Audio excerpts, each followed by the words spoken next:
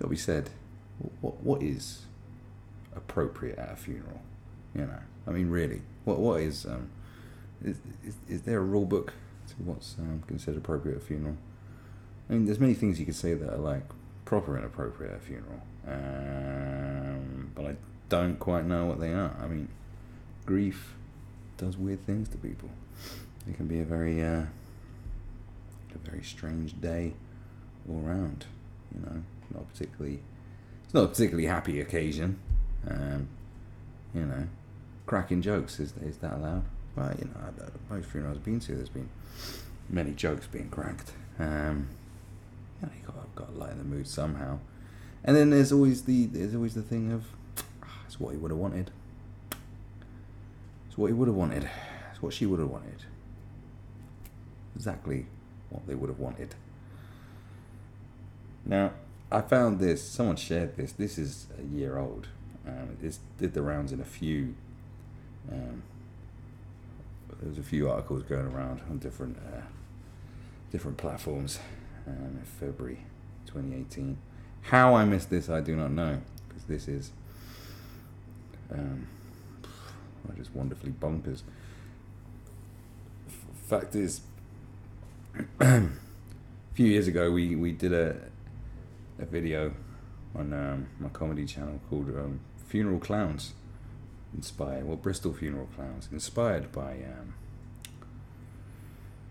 Bristol Carpets advert that was on the radio. Just thought, you know, what don't you want at a funeral? Clowns, because you know, clowns either are there for comedy or they just fucking terrify people. It all depends, doesn't it? But strippers, funeral strippers, man, I wouldn't even have made a comedy video about funeral strippers. It just seems too obviously crass, and kind of inappropriate. But it is an actual thing. So China vows to crack down on funeral strippers. I haven't caught up a year later to see if the crackdown has been successful. I don't think that's the point, is it? I'm not really interested in how the crackdown's going. I'm just interested in why this is a thing, and in China, of all places, this is a thing. So some hire them to boost numbers as high attendance. This isn't written properly. Some hire them to boost numbers as high attendance, seen as a way of honouring this. The deceased should be seen as a way of honouring. So you know you're expecting low turnouts at your beloved's funeral, and you want to honour the dearly departed.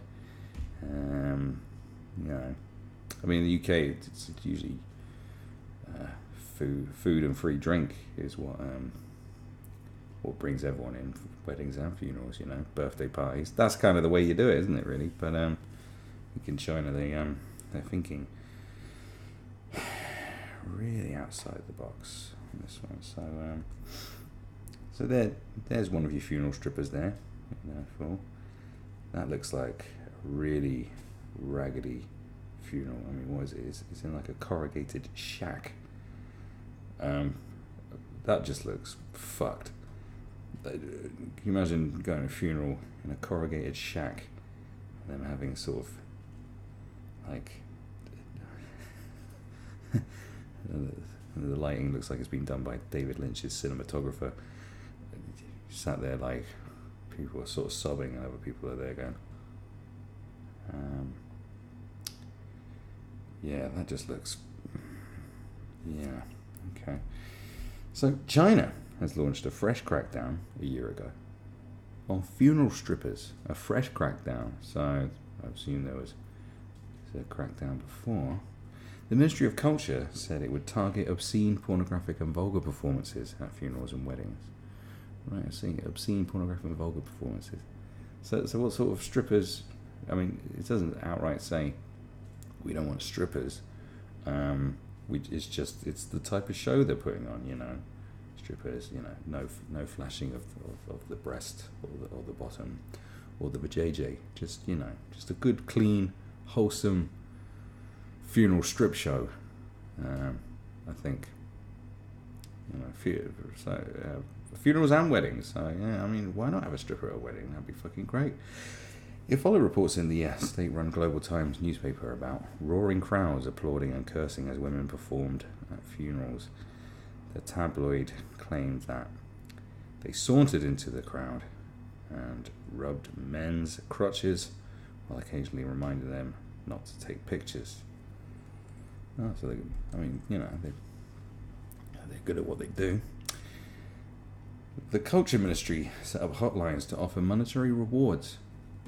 It's so Chinese, isn't it?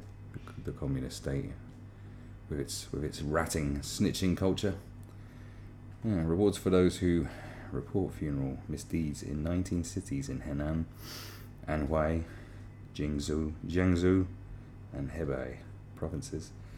Some rural communities in China believe hiring performers can increase attendance at funerals, with high attendance seen as a way of honouring the deceased in a bid to show off their disposable income and boost numbers. Some households pay out more than their annual income for strippers, but also actors, singers, and comedians, the Global Times reported.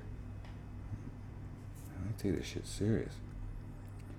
Beijing first banned funeral strippers in 2015 after 2 cases where exotic dancers staged obscene performances. I don't know how deep their prudishness goes in their society when it comes to this kind of thing. So, what is obscene? Was it a double-ended dildo show? An ass-to-ass demonstration? Were they sucking off the corpse? At the funeral in Hebei province, 2 strippers wearing revealing clothes danced on stage at a public square in our village at night, an eyewitness said at the time. Authorities also arrested 6 exotic dancers at a funeral of an elderly resident in Handan.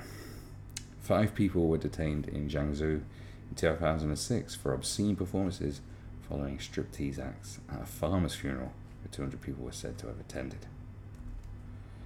One expert, quoted in the Global Times report, partly attributed the practice to fertility worship. In some local cultures, dancing with erotic elements can be used to convey the deceased's wishes of being blessed with many children. Huan Jingzhang, a university professor, said, "I don't take the performances as a trash of traditional rural culture. It has an inheritance of local civilization."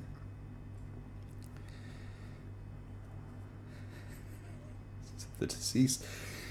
That's what I say. So in some local cultures, dancing with erotic elements can be used to convey the deceased's wishes of being blessed with many children. I mean, that is a good way to sell it. You can sell anything, can't you? The symbolism. It's like Easter eggs symbolize something about new life or something. Rather than simply decrying them, it is more important for the authorities to provide the rural people with finer cultural products. Right, well, if culturally they like women taking their clothes off, I mean, look,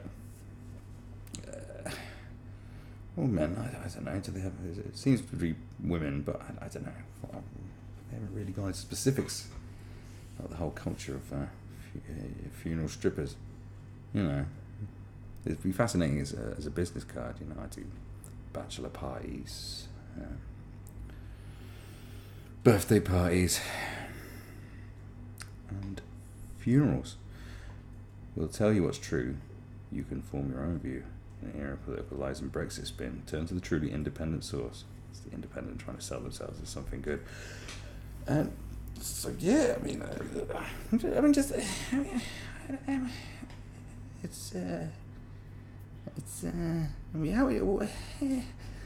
what would you feel if you sort of went to a funeral and then suddenly there was a strip show afterwards?